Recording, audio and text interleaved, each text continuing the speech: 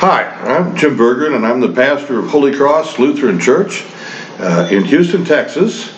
The text for this Sunday comes from both Matthew and Mark, parallel passages. It's for Pentecost 15b. Managing a revolution is exhausting. Clarifying goals, modifying unrealistic expectations, that's a daunting task. Working out finances, the economics of resistance, it's brutal. There's, of course, military strategies.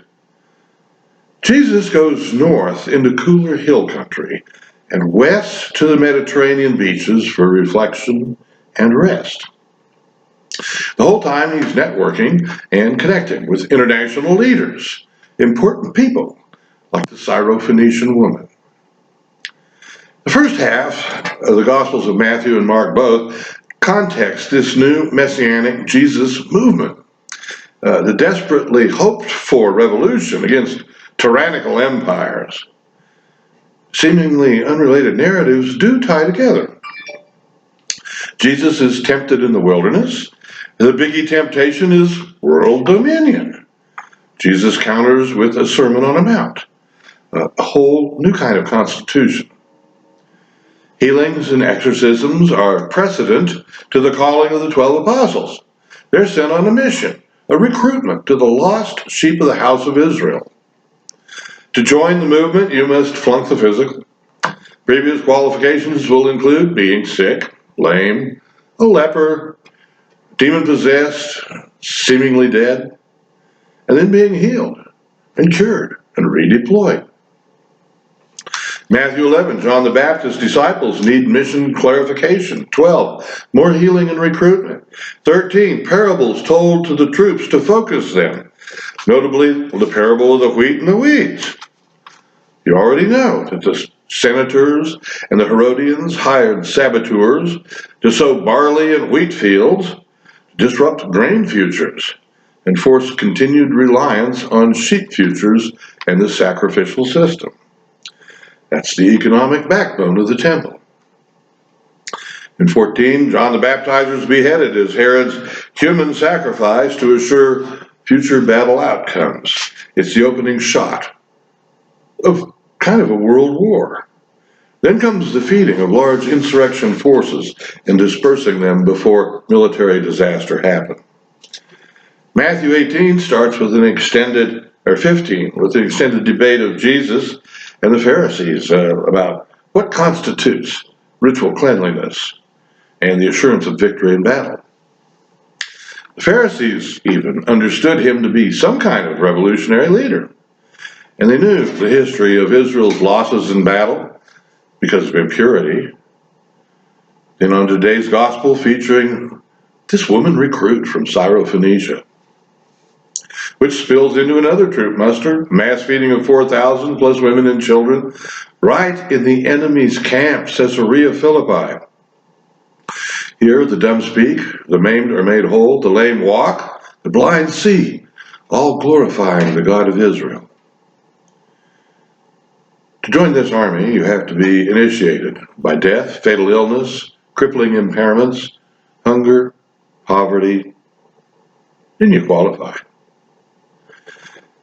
If you've practiced music for hours and bled and grown calluses in the places where your instrument requires you to have thick skin, trained your mind to self-forgetful focus, cried in angry frustration at the difficulty of mastering certain passages, and wept in wonderment of the genius who put those three notes together in that sequence in time. If your life has been taken, uprooted, thrown about, twisted into knots, and then restored by the music, you're a musician. If your life has been taken, uprooted, thrown about, twisted in knots, and restored, then by the Lord, Son of David, Jesus, you're a disciple. The qualifications of joining the Jesus movement are counterintuitive.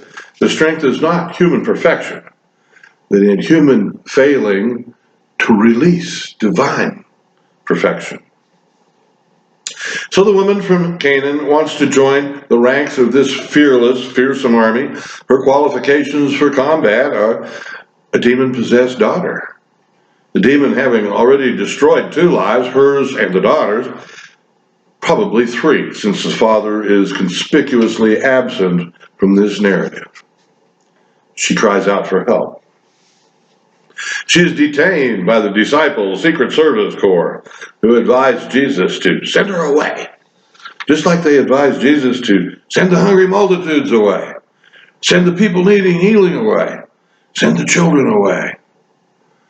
Jesus speaks to the disciples, not the woman, when he says, I was sent to the lost sheep of the house of Israel. Disciples are saying, she's annoying, she's unclean. For heaven's sake, she's a she, and she's not fully Jewish. Jesus tells them, I'm exactly where I'm supposed to be, with her, with the lost sheep of Israel. Who are they? They were the 10 tribes of the north, carried off into exile in 734 BC. They were known as the lost tribes, the lost sheep of Israel. A few Israelites remained who weren't even worth moving. Later, a few expatriates came back to rebuild. With centuries of disruption, they had neither the time nor the place to observe the covenant law in its entirety. They were despised by the religious establishment in Jerusalem. The 2 tribes based there were Judah and Benjamin. They looked down on those lost sheep of Israel. They were considered hillbillies. Don't underestimate them. The Montagnards of the Central Highlands of Vietnam were the indigenous people of the country. Mahayana Buddhists, Protestants, Catholics, subsisting well within their slash-and-burn agricultural practices. They survived civil wars, international wars, cultural revolutions. They're tough. The Afghani mountain people defeated Russia and have repelled us in the longest war in American history, and are probably getting ready now to check China off of their list. The mountain people of the Sumerian, Phoenician, and Syrian north were hard people. They scorned the people of Jerusalem as sellouts to Rome. They saw them as pampered lapdogs, unable to do anything significant in terms of real action, so pitifully urbanized and compromised. They're unable to even provide their own food. Food production and distribution in the economy are always out there. They're always in flux. Supply chains, even in the world of the first century, are complicated. Here in Jesus' world, the economics are collapsing. The export from the Middle East to Rome of sardines and mutton and pork is being replaced on Phoenician trade ships by grains. They won't spoil in transit like meat. Crops and grains are boycotted in the temple marketplace as insufficient offering. The general economy is seeing the movement from sheep futures to support inefficient temple sacrificial economy to grain futures, which will feed more people.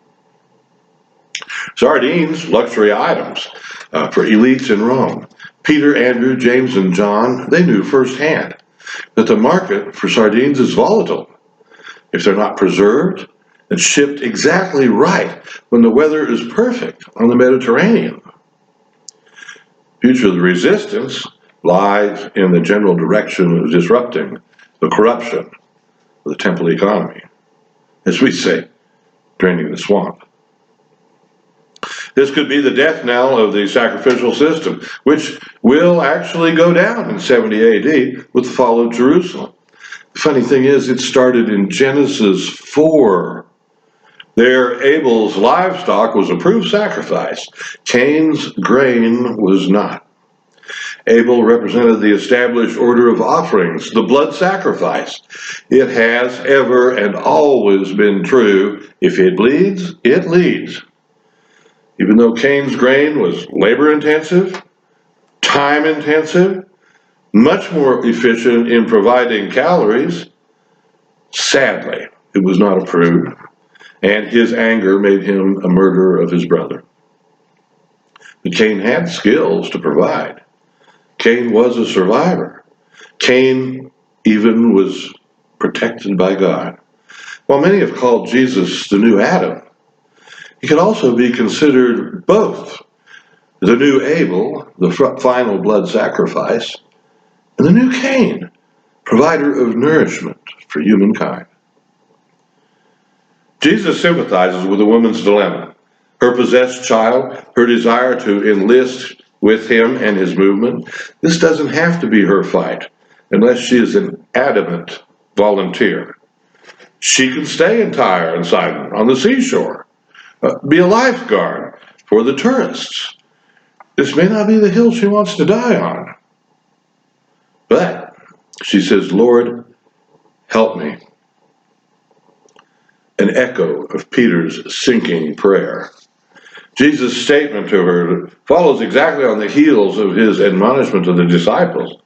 It is not fair to take your food, the children's food, the lost tribe of Israel's food, the food of those lost sheep, and throw it to the dogs of Jerusalem. That is a clear insult to the temple establishment. Jesus uses the Greek word for mongrels in reference to dog, kanarios. His word for children, teknon, references the lost sheep of Israel as his family. His word for bread, arton, describes a loaf. The lost sheep of Israel are poised to be the breadbasket of the Mediterranean and the Middle East, perhaps after the temple gets cleansed in Matthew 21. The woman uses totally different Greek words for these. She uses kunaria, describing a lapdog, a dog-ette, so to speak. Her word for children, paidion, reflects her passion for the individual life of her own child as it spills over in love and compassion for the confused leadership of the Jews. Her word describing the smallest amount of bread that would still fill their lives and bring hope and freedom is like a crumb-ette, a pisikion. In a great show of tolerance and wit and love and communicity, she points out to Jesus that still, even the pampered lapdogs of Jerusalem can feast on the crumbs of grace and glory that falls from Jesus' table. Wow. I think Jesus is impressed, blown away by her faith, her acceptance, her business acumen, and gracious understanding. He calls her woman, an honorific title of courteous respect. He calls his mother woman twice, once at the wedding in Cana and once from the cross on Golgotha. Homer's Odyssey has Odysseus addressing his beloved wife, Penelope, as woman. Augustus uses the title woman for Cleopatra, a term of highest honor, cosmic matrix. Once again, Jesus rocks the disciples' worldview. And so the good news echoes through the centuries. You may be an outcast. You may be impaired, exhausted, or crazy with confusion and grief. You may be overwhelmed, beside yourself, or helpless.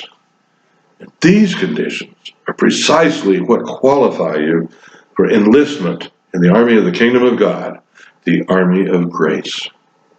You are qualified to fill your life. You're invited to bring it to overflowing with the banquet of crumbs from the Lord's table. Amen.